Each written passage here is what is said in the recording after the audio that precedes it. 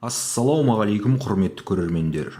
Бұл видеода мен сіздерге адамзат тарихындағы көп адамдарды өлтіріп жеген ең танымал жыртқыш жануарлар тізімінің екінші бөлімін ұсынамын. Ал кеттік.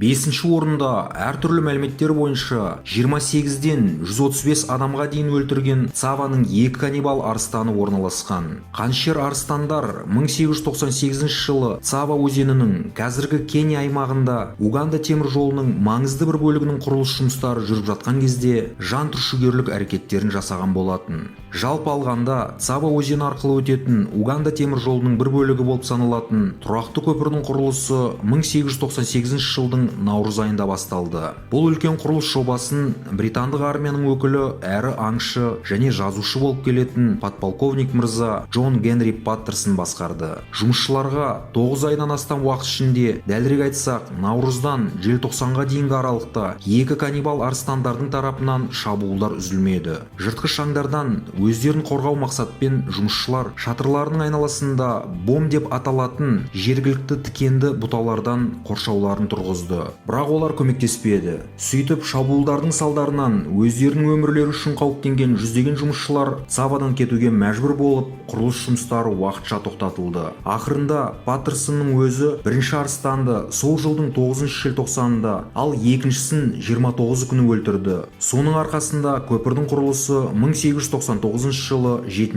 ақпанда аяқталды. Алайда өлтірілген аңдардың екеуі де еркек арыстандар болғанымен, басқа арыстандардан айырмашылығы олардың өте ірі болуымен қатар жалдарының мүлдем болмауымен ерекшеленді. 1907 жылы жазушының Цаваның каннибал арыстандары атты кітабы алғаш рет жарық көрді. Кейіннен бұл кітап бойынша 3 рет көркем фильм түсірілді. Ал 1924 жылы Паттерсон Цаваның каннибал арыстандарының терілері мен бас сүйектерін Чикагоның Филд атындағы табиғи тарих мұражайына өткізіп, олардың тұлыптары мұражайда әлі күнге дейін көрсетілуде.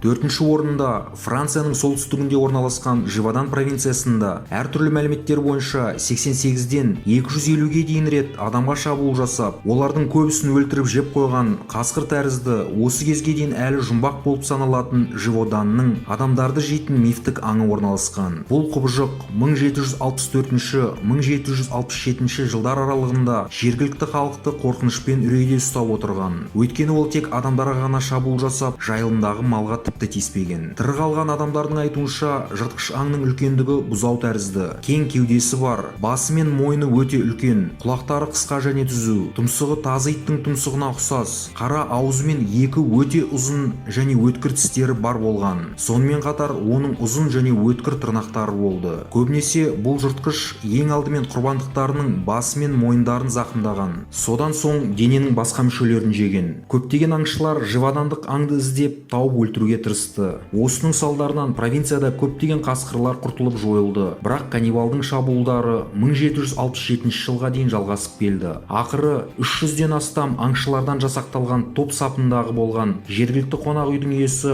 Жан Шастель бұл қаншерді 2 күміс оқпен басына дәл тигізіп өлтіреді. Осы күнге дейін бұл живадандық аң қай түрге жатқандығы туралы белгісіз. Ғалымдардың бұл жөнінде даулары әлі де жалғасуда. Мүмкін ол ерекше сирек кездесетін қасқырдың бір түрі, немесе сол жерге әкелінген үлкен гиена, я болмаса қасқыр мен иттің гибриді болуы мүмкін, немесе ол ірі мысықтың өкілі болуы мүмкін еді.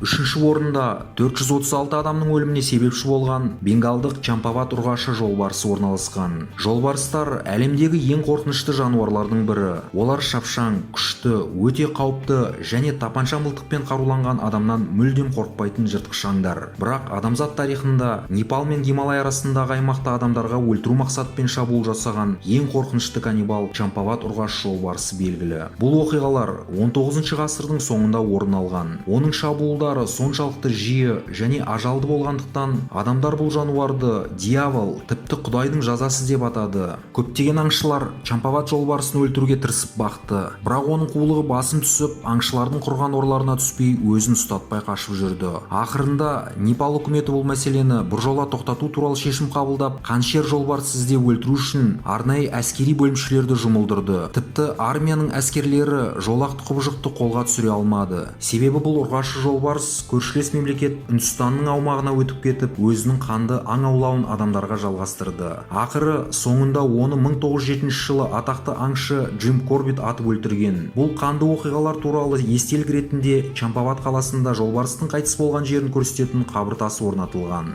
Екінші орында 1,5 мың адамды өлтірген Ньомбенің арыстандары орналасқан. Мысық тұқымдастарының бір түрі болып саналатын арыстандар негізінде бөкендермен, зебралармен, басқа да шөпқоректі жануарлармен қоректенеді. Кейде пілдерге, жирафтарға да шабуыл жасайды. Бірақ олардың арасынан адамдарды қорек ретінде қабылдап, шабуыл жасайтындар табиғатта сирек кездеседі. Алайда өткен ғасырдың басында арыстандардың адамдарды өлтіріп жеумен байланысты тағы бір сондай қанды оқиғалар орын алған. Дәлірек айтсақ, 1932 жылы арыстандардың бір үйір тобы Танзанияның Ньомбе қаласының тұрғындарын үрейлендіріп, оларға ұзақ уақыт бойы шабуыл жасаған. Жергілікті тұрғындар жыртқыш арыстандарды адамдардан кек алу мақсатпен басқарып отырған, жақында қуып шығарылған бақсы деп сенді. Адамдар өзінің көсемінен жаңағы сиқыршыны ауылға қайтаруды сұрады, бірақ тайпа басшысы мұны қаламады. Ақыры арыстандар белгілі бір уақыт аралығында 1500-ге жуық адамды өлтіріп үлгерді. Бұл қиын мәселенің шешімін аңшы Джордж Рашби тапты. Ол 15 жануарды өлтіріп, ал қалған прайд мүшелері Ньомбе жерлерін тастап кетуге мәжбүр болды.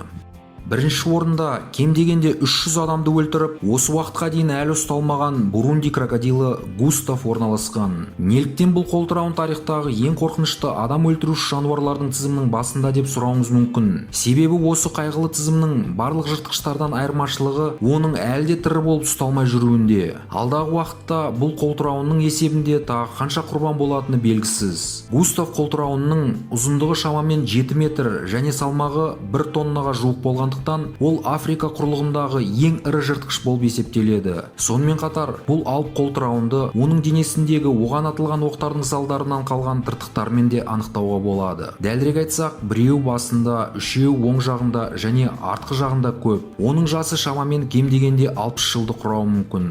Густав өзі мекендейтін су аймағының жанында тұратын адамдарға ғана емес, сонымен қатар сол жердегі су сиырларына да қорқыныш ұялатты. Әдетте Ніл қолтырауындары гипопотамдарға шамалары келмегендіктен оларға шабуыл жасай алмайды. Тіпті олардан аулақ жүреді. Ал Густав оларды әдейі аулаумен танымал. Кейбір адамдардың байқауынша су сиырлары бұл үлкен қолтырауынға жоламайды.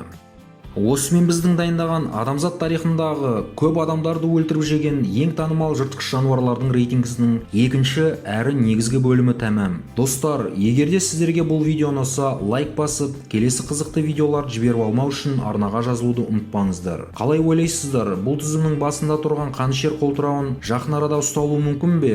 Өздеріңіздің ой-пікірлеріңізді комментарияда жазыңыздар. Көргендеріңізге рахмет. Келесі қызықты видеоларда жүздескенше сау саламат болыңыздар.